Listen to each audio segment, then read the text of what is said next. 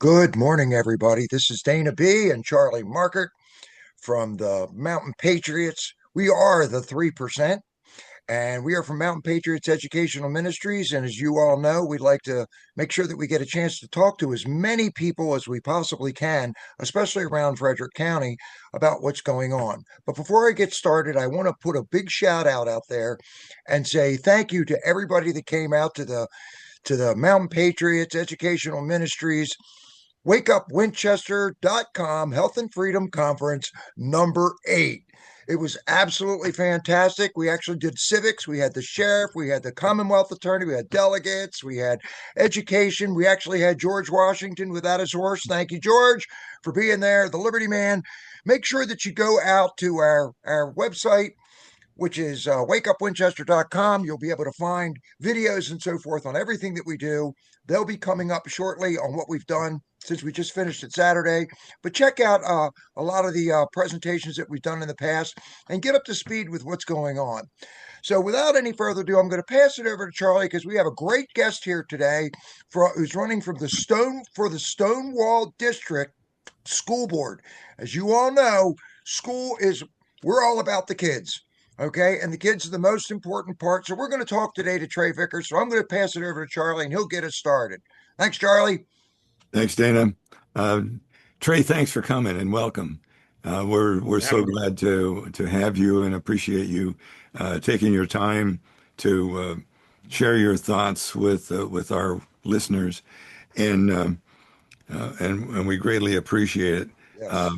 Yes. As most people do, they want to know a little more about a person than what they're running for. I know I do.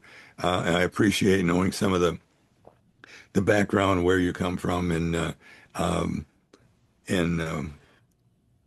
what you think outside the realm of the election and the campaign. All right. Well, thank you so much again for having me this Thanks morning. For being here, Trae. So my name again is Trae Vickers, and I was born and raised in Winchester, Virginia. So love to call this community home. Great place to have grown up. I graduated from John Hanley High School, and then my undergrad degree is in psychology from Gardner-Webb University in North Carolina, and then my master's degree is in organizational leadership from Shenandoah University right here in Winchester. Excellent. And a little bit about me. My background, I have done work in the human services field, and then most recently the financial industry as well. And I am married to my wife, who has been a public school educator for 18 years. So very proud of that education in my home. And then, excuse me, outside of my wife, we have a little boy who will be 3 in February, and he will attend Frederick County Public Schools in a couple of years, which is super exciting. And education also runs in my family. My sister is a current special education teacher in Frederick County Public Schools. So very proud of that. And then I'm a proud uncle. My niece will be a sophomore at James Wood High School. So very proud of that. And then outside of my family, just a little bit about me. I'm an avid runner. That's how I get out there, pound the pavement for my exercise, get my stress out, things like that. And I have run 8 full marathons. So super proud of that. And No small achievement there. That's not a small achievement. Thank you. I appreciate that. Yeah, very, very proud of that. And then the big thing that I really like to touch on, my background. My parents taught me from the earliest that I can remember what it means to serve others and give back. And so I'll talk a little bit more about that as the interview goes on and how that relates to my campaign. Hey, Trae, real quick question. You said your wife is an educator also, 18 years. What grades does she teach? So my wife taught 7th and 8th And your camera, grade. just so you know, your camera's shifted a little bit. Okay, is that better? Yeah, great. I didn't want you going like this. Yeah. So my wife taught 7th and 8th grade math for 17 years. And then this past year, she switched and taught 6th grade math for the first time. So math is in her blood. I don't know how she does it. So I love it. Yeah, she's great. And that's one of the most important things that my father taught me when I was growing up. He used to spend a lot of time teaching me square roots, cube roots, all that stuff. Boy, did I have a hard time with that stuff. But he said, everything, Dana, is mathematical. Everything is mathematical. If you can learn math, you can learn to reason with people. You can learn to reason in life. It'll give you a lot of wisdom. And I took that to heart. Matter of fact, I joke, my wife jokes with me because I'll sit back still, and I wasn't good at math, but I sit back still and go, wow, it costs us 33.8 cents for every mile that we drive in the truck. She goes, how do you figure that out? I said, well, my father ingrained it in me, Math is extremely important. It's good to hear you got a great background, buddy. It is. Charlie? Well, one observation, I thank your wife for her service in 7th and 8th grade. Absolutely. Because that is where the kids are getting their wings, getting their they've destroyed more 7th and 8th grade teachers than we can imagine. Middle school. So having gotten through that, she's been through the fire, and thanks for that. But along that line, what motivated you to get into running for the school board? It's not an easy thing to run for any office, but there must be some good, strong reasons that you had for stepping in this arena. Yes, I appreciate that question. So like I talked about a few minutes ago, my parents instilled in me what it means to serve and give back. Right. And so the main reason that I want to do this is I want to be able to serve the community that I love, and I want to be able to give back to the school system as a member of the school board, because I want to be a person who can continue to strengthen something that is already working well. Yes, there are some areas that we can continue to grow as a school board, but we have good pieces in place right now. And I think I could continue to strengthen that. And I truly will be a person who will serve. I am running as a person. My campaign slogan is a true voice for teachers, citizens, students, and staff. Because as I've been going around getting signatures to be able to get on the ballot, the big thing that I've heard from citizens and teachers as well is they just don't feel like they're being heard when they bring an issue to a school board member, or if they bring an issue to an administrator in the school building, they feel like that they're not getting heard fully. So that's something that I really want to make sure that I am truly being a voice. Like if you take the time to call me on the telephone or send me an email, if I am elected, I am going to take the time to respond to you and let you know, thank you so much for reaching out. I will be more than happy to look into that for you. And then I will get back to you. Because I've heard, like I said, as I've been going around campaigning, that the big thing is they just don't feel like there's a true voice. And teachers within the school system feel like there's some transparency that's lacking as well. So they're really looking for the school board to continue to work on the transparency and know that the board fully supports the teachers and the staff as well. Yeah, you just touched on a really big issue, and that's transparency. I was just going to say that. Yeah, I mean it's hard enough to get a parent involved because they have another life that they're living, but at the same time, it's far more difficult to find out what's going on in the schools as a parent.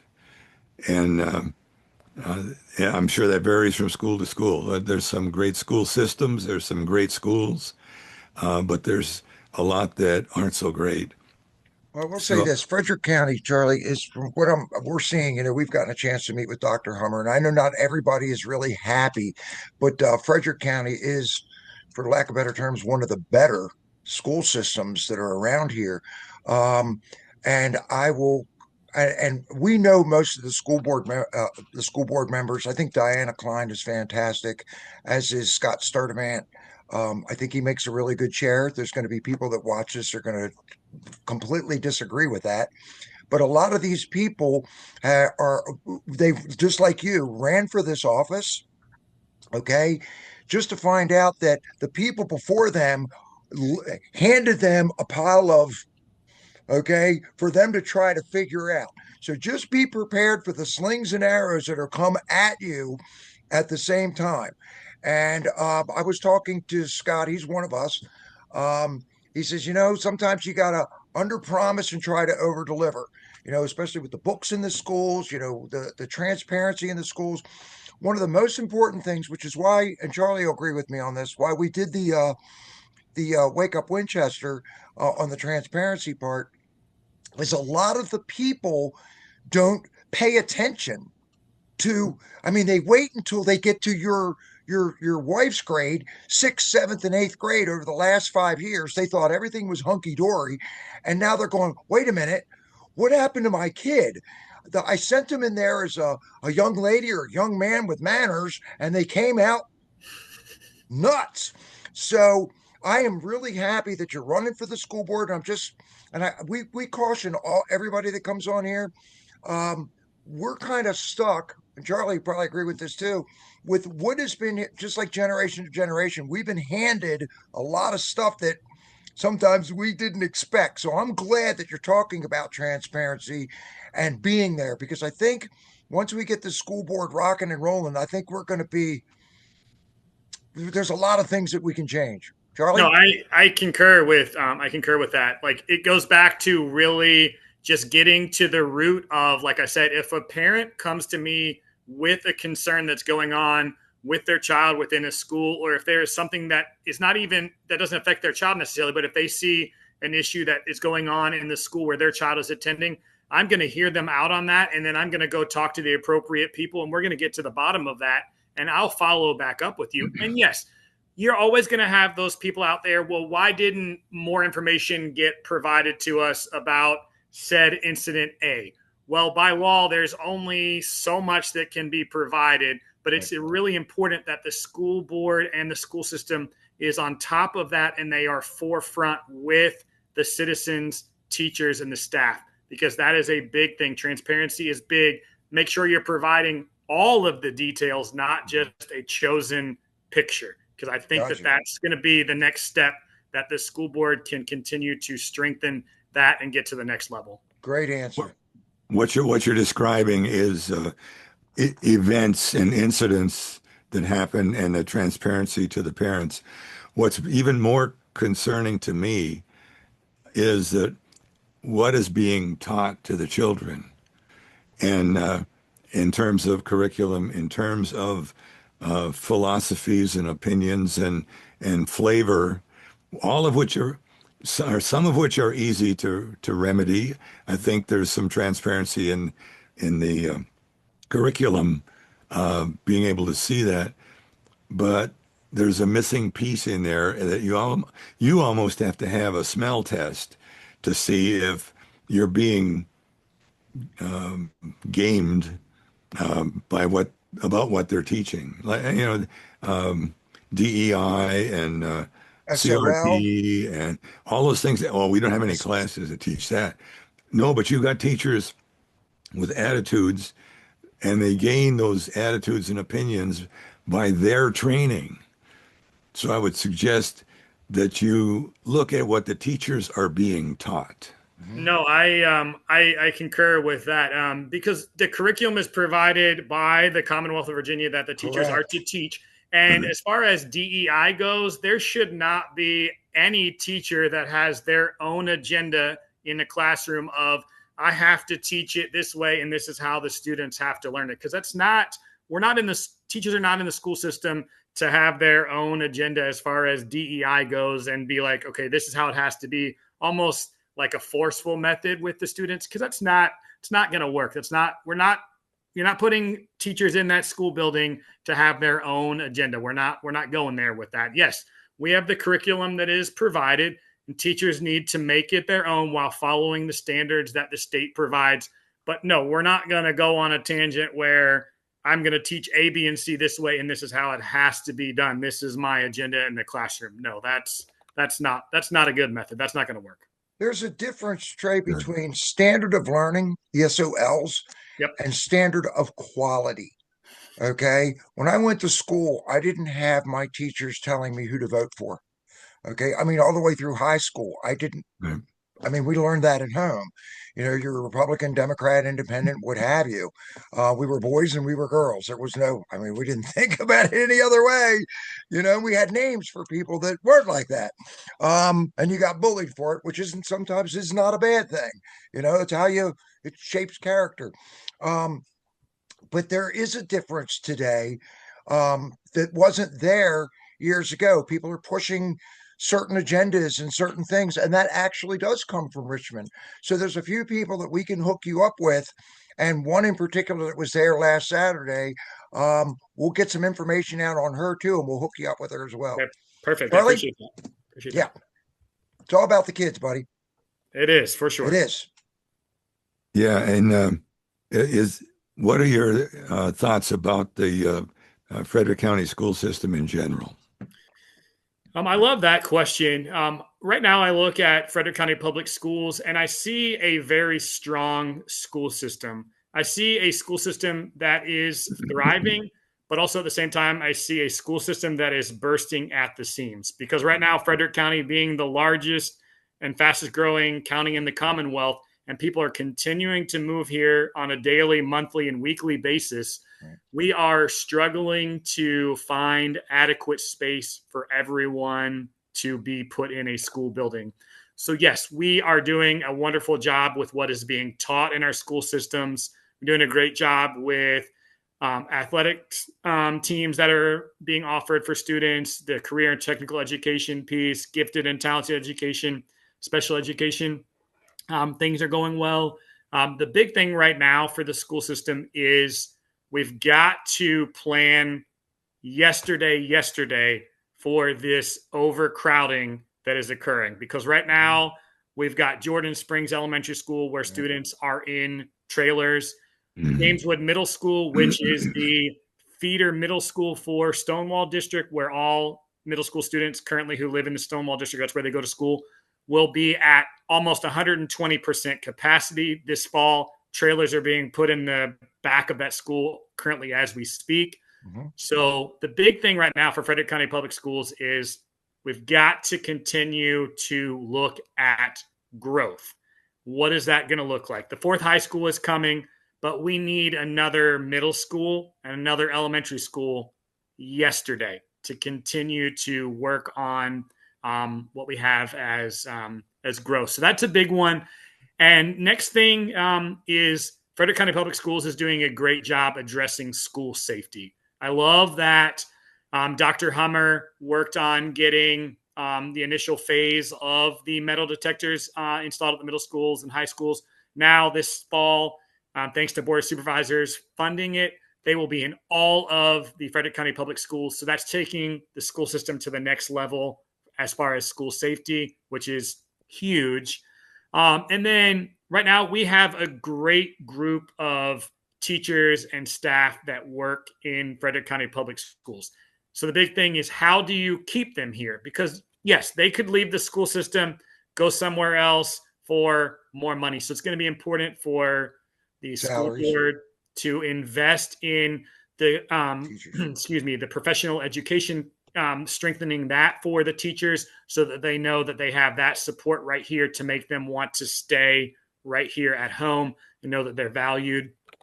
And the big thing is continuing to build the culture of the school system that is currently there. Yes, it is good right now, but I think we can continue to strengthen that by teachers and staff and students seeing that the school board understands who they are, understands their needs and concerns, and build upon that to make the culture that much stronger. Let me ask this, Trae. And make that culture more visible to the public. Correct. Yes, sir. And this is Mountain Patriots is very interested in trying to get the community together. How do you see your part in playing a role with the rest of the school board of getting people back into more of, when I went to school, we started with the Pledge of Allegiance. It came through the loudspeaker. I went to private school. I didn't have to walk through a metal detector. Okay. I prayed at my desk. I was allowed to. If I carried a Bible, I was allowed to do that too. We didn't have satanic rituals in school, not that we'd have it here, okay, but that's a lot of the stuff that's going on. And we're being indoctrinated with different religions. I think that the teachers should be concentrating more on the reading, writing, and arithmetic and the patriotic values and beliefs of this country. Flag Day, 4th of July, Memorial Day, Veterans Day. I mean, we can give off, and I don't care if I upset somebody or not.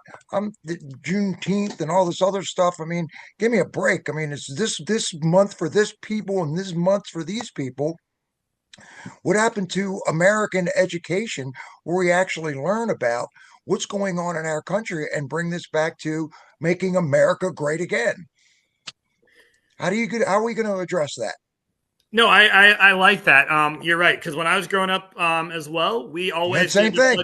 We did the Pledge of Allegiance like this every day. It was on the loudspeaker. So now my wife was telling me where she teaches, it's not on the loudspeaker anymore. It's recorded on the video screen and they watch it on the television every day. So that is one thing I'd like to see. I would advocate for it going back to it being where it comes over the loudspeaker and the students are doing that every day, first thing in the morning together, because that shows symbolism and it's teaching them to be a proud American. And it's helping, especially in the middle school and high school, as you get older, it's helping you understand the country that you live in and how blessed you are and the importance of that. And I think at the high school level, it's a way for students to also see the importance of what our country is, what we stand for. And also that can be a good way to expose them to, because I know you're required in 12th grade to take government, but earlier than that, you can expose them to what the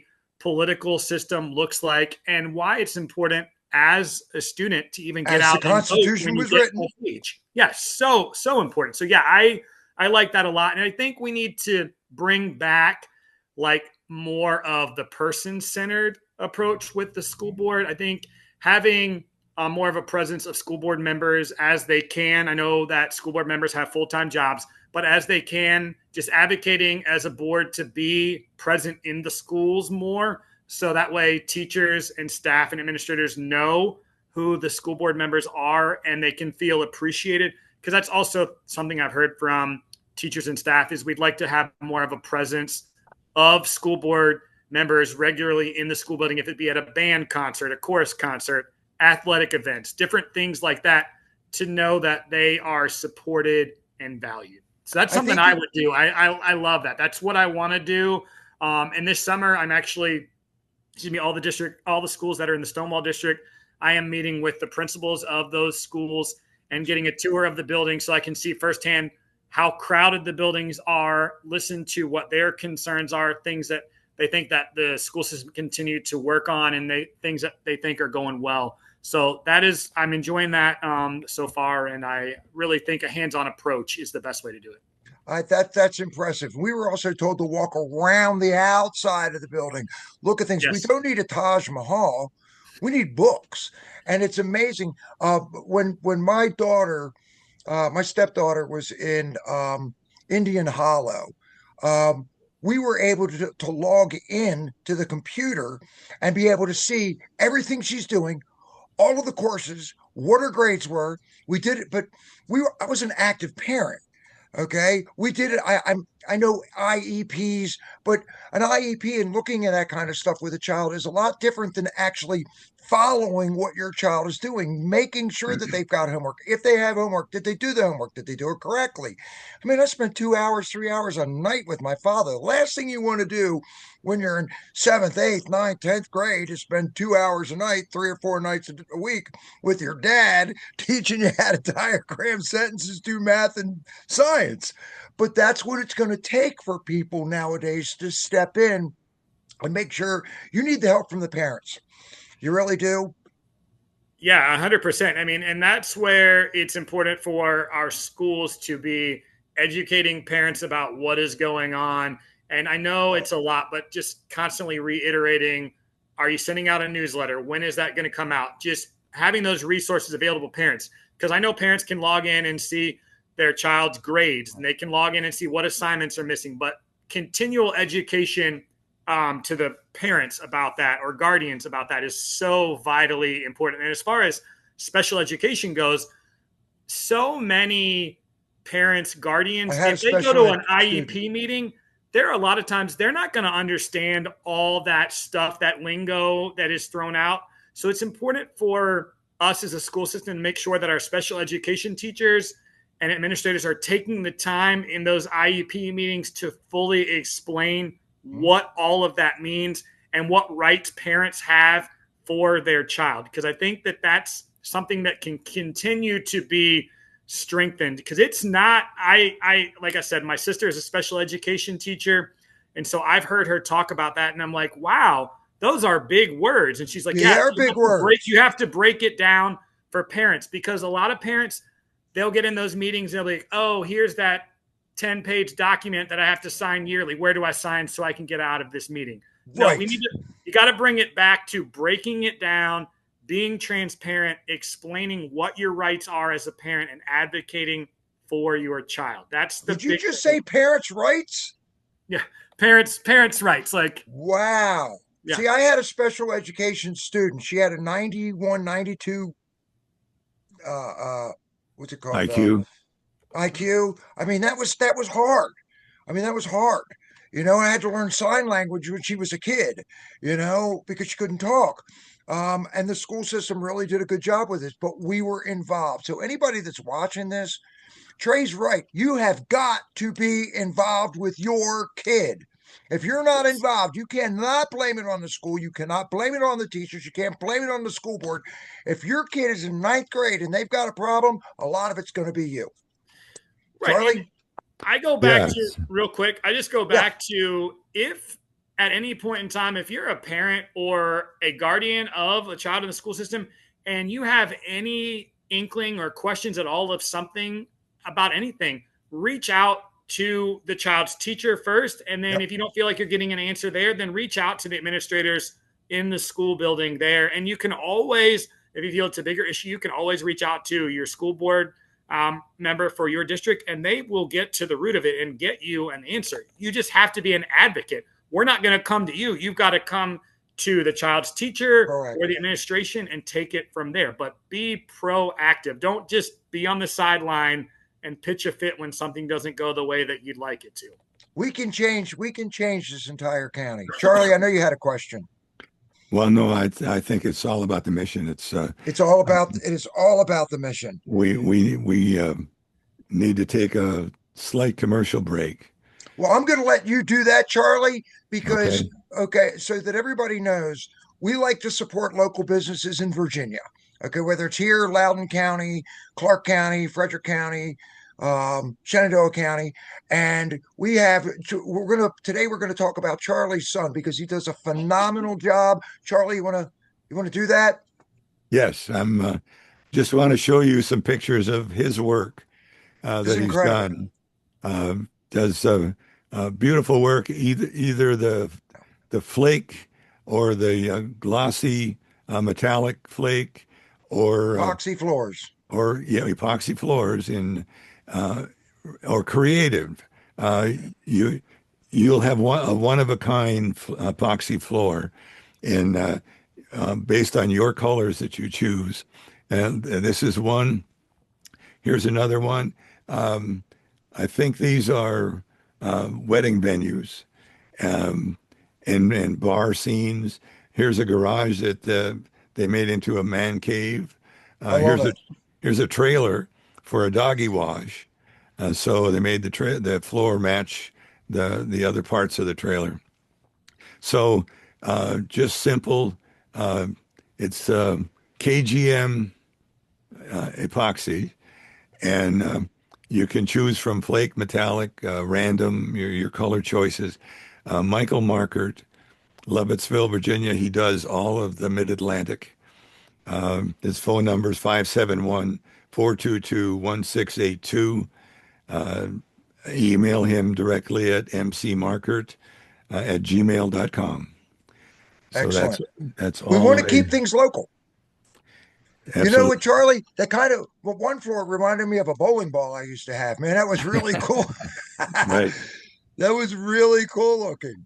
That's cool. Trae, let me ask you. Okay, set the table for us, if you would. What sets you apart from other folks that might be running for school board? I can tell a few things already, but that's not. I want to hear it from you. I'm very impressed with talking with you today.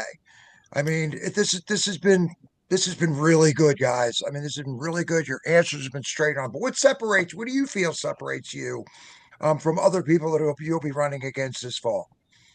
So two things separate me from others. Number one is my desire to serve. I'm going to be out there and I'm going to be an advocate for teachers, staff, students, and citizens. I'm going to be one of the school board members who is not just at meetings, sitting in a chair during a meeting. I'm going to be in the school systems. I want to be a face that people can see in the school systems. Like I said, if it be going to a sporting event, chorus concert, or even a forensics competition at the high school, want to be in the school system. And then the other thing is to go along with serving is just, I'm going to be a true voice.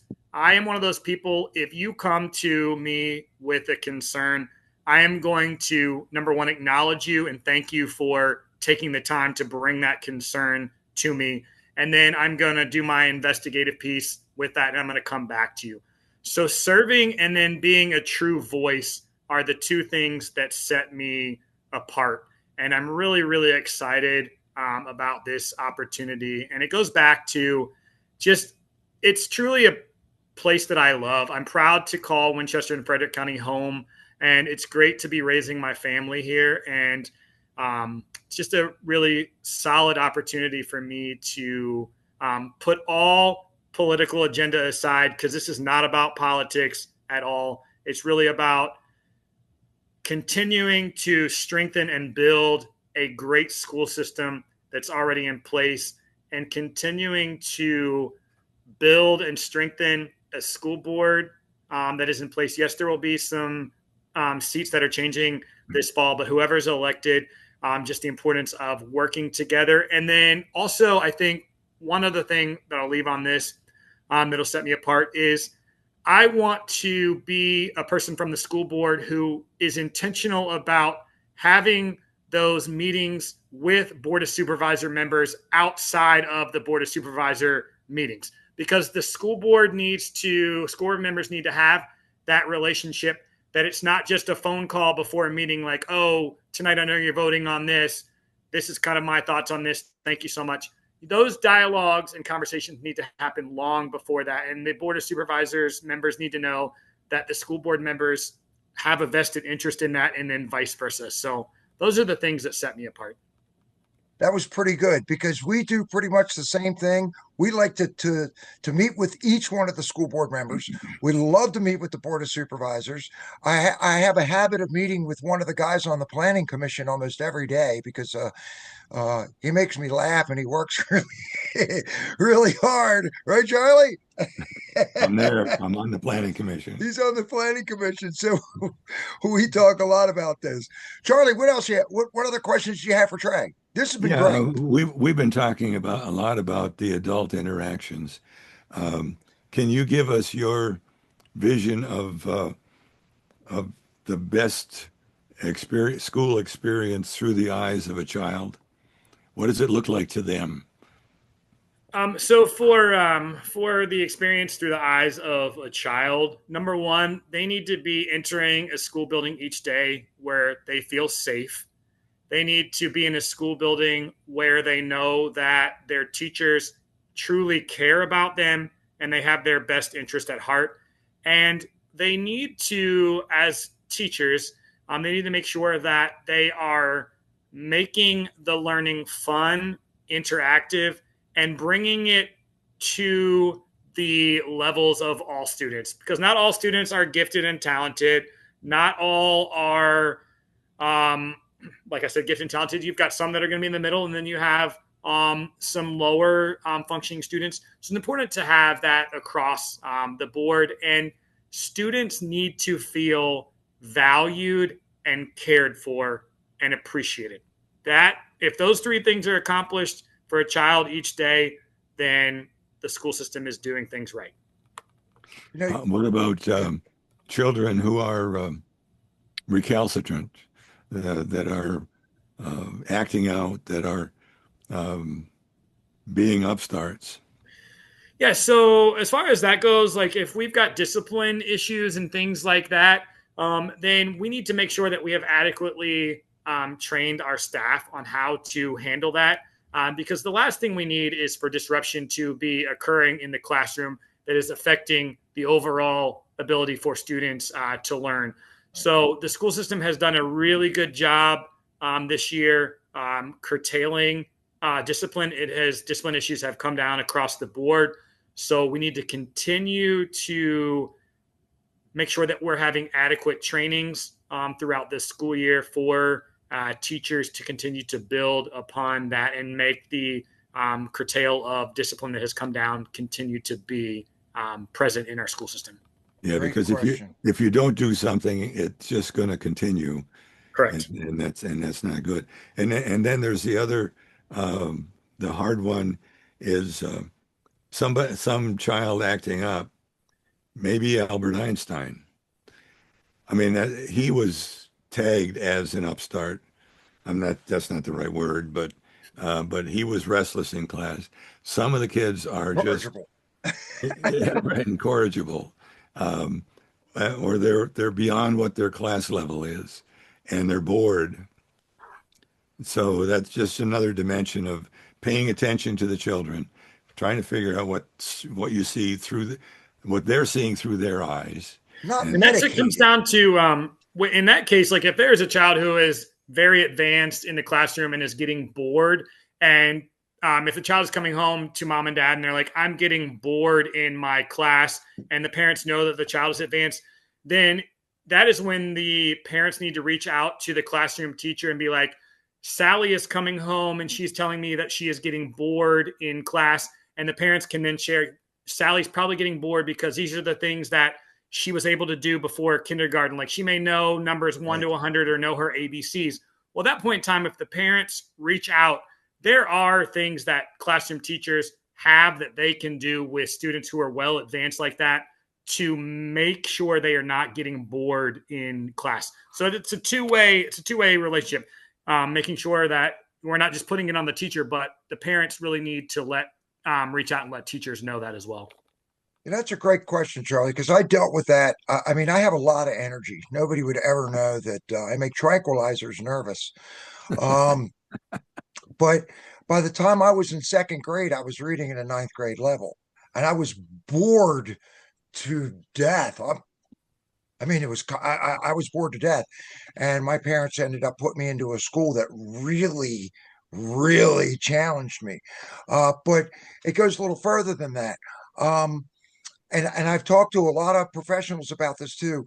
A lot of the schools like to now we have this kind of individual counseling.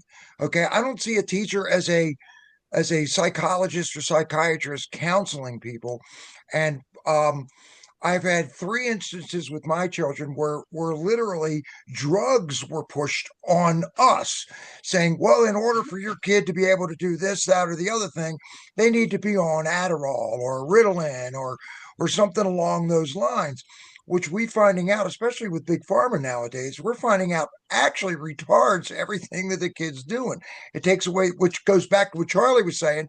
You got somebody who's got a lot of energy. They might seem incorrigible, but you can't medicate the kids. How do you see that happen following through with the parents and the kids in school? Because that's what we heard. Okay. And we're going back not that long ago. I'd say 15 years ago, we were hearing, well, you got to put your kid on. It's like, I put my kid on anything. So what are your thoughts on that? So I think you're right. I really appreciate you bringing that up because in the medical profession, if teachers see that students are like off the charts as far as like with their attention deficit, hyperactive kind of thing, then they're very quick to be like, okay, we've got to do something. And the school probably will recommend, okay, take them to a pediatrician, kind of figure out what's going on. And then pediatricians are quick to prescribe those medicines and different things. Like I'm not a medical expert, but what I can say to that is I think as far as teachers go, it's important for teachers to be working with those students and monitor that. Don't just have it be like a 1 or 2 time occurrence and then be like, okay, mom and dad, your child is acting crazy every day in my classroom. Something's got to be done. Needs to be intentional, monitor that over a period of time and look at that and look at what is the teacher doing as far as that. We don't just need to jump off the deep end and be like, okay, you got to go to a pediatrician today and get them on Ritalin or Adderall, something like that. So goes back to the parents. Yeah, it really does. It's important to make sure that parents, if they get that notification, okay, Mrs. Smith, how long have you been monitoring my son? And if the teacher comes back, oh, this has been over like a 7-day period. Well, we need to have more data than just 7 days before we be like, oh, take them to the pediatrician. So very important for the school system to be doing that. That was very well handled, by the way you just answered that. It does come back to the parents. You got to be intentional with everything that you do nowadays. A lot of parents are kind of busy. What my parents did with me is they just kept me busy. I went to school all day long and I played sports and I did theater and I did dance and all kinds of stuff. Yes, folks, I did dance for 10 years. Okay, go ahead. I was actually a hairdresser too. Go ahead. Okay. But Charlie, yeah, I have any final questions here for our buddy Trae? This has been an excellent, This has been an excellent conversation with you today. I have to say. Trae, is there anything that we haven't brought up that you want to mention before we close out? Again, I go back to just my desire to serve and give back to the community. I think that if nothing else, if you don't take anything else away from that today, just again, my desire to serve and give back, and then being a true voice for parents, students, staff, and teachers.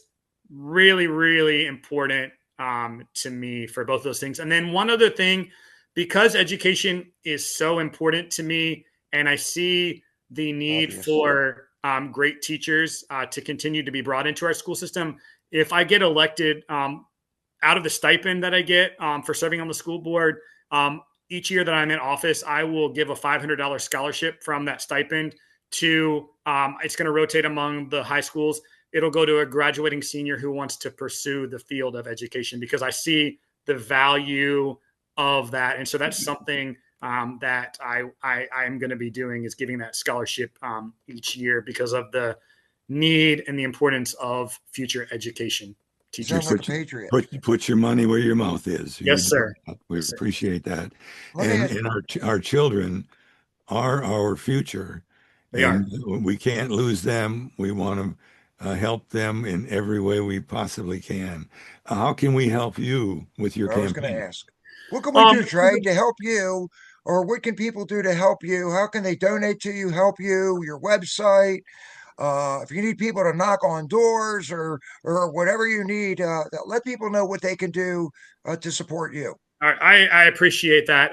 As far as a website, so my website is still a work in progress. So that is coming within the next week, and so I'll get that out there for you. But I do have a Facebook. When you get it, put it in the comments of this video. Absolutely. And I do have my Facebook page. Hang on one second. So my Facebook page is Jacob Vickers III for FCPS School Board Stonewall District. That's my official Facebook page. If they hit up Jacob Vickers, it'll take them to it. Oh yeah. If you put in Jacob Vickers, it'll take you there to that. And then I have set up a Venmo where people can give via Venmo. And it's the Venmo is at Jacob Vickers and then the number 4 and then school board, and you'll be able to donate through that. And then if you want to do old school, write a check. You can make it out to Jacob Vickers the 3rd for school board. And you can mail it to 123 Fading Star Court in Stevenson, Virginia. So that's how you can donate. And then I'll be posting things on my Facebook page as far as. And send that to us because we'll put it in the comments as well. Yep. When door knocking starts, I'll be seeking out volunteers to go around with me and different things like that. But this is a great opportunity, and I love what you all are doing, and just continue to press forward with that. And you all serve so well, and greatly appreciate what you all do. Well, our name is, we're Mountain Patriots Educational Ministries, and when Charlie and I we sat down and we didn't write this up ourselves. We just had the idea for it, and all of the Patriots put together our entire program for it. But it's educational, not just for the children, which is really important, but we also wanted to teach the adults, and we're learning too. We don't know it all. So we're learning from you. We're learning from boards of supervisors, learning from pastors. We're learning from everybody that we possibly can, and try to keep this as a Christ-centered ministry to help out the whole county of Frederick and Virginia and the country for that matter. So I want to thank you for being here. So I'm going to turn it back over to Charlie. Oh, real quick. Trae, get me your information on where people can donate, website, Facebook page, send it over to me. We will make sure that Batgirl gets it on the screen for everybody so they'll be able to see it. And folks, when you do get this video, please go to the Wake Up Winchester website, go to Mountain Patriots website, check out the other videos that are on there. Help us out, donate if you can, and we will see you again soon. So I'm going to turn it over to Charlie. Being a ministry, we have what we call the Mountain Patriots Prayer, written by Charlie Markert himself. So Charlie, if you would take us out, that would be great. Thank you, Dana. Let us pray. Dear Lord, thank you for this beautiful world and this country that you have given us, and the patriots who are willing to care for it. Thank you for inspiring our founders to create this beautiful republic. Mm-hmm. And please help us to keep it as the aspiring place to live. Please give us the wisdom to do the right things, the common sense to judge wisely, the energy to never give up, and your unending grace in which we take comfort. In your name we pray. Amen. Amen. Trae, I want to thank you very much. We are the 3%, Dana B, Charlie M. We got a chance to see Trae Vickers today. Make sure you like this, subscribe, and share. And with that, we are the 3%, and that's a wrap. Have a blessed day. All right. Thank you all. Appreciate it.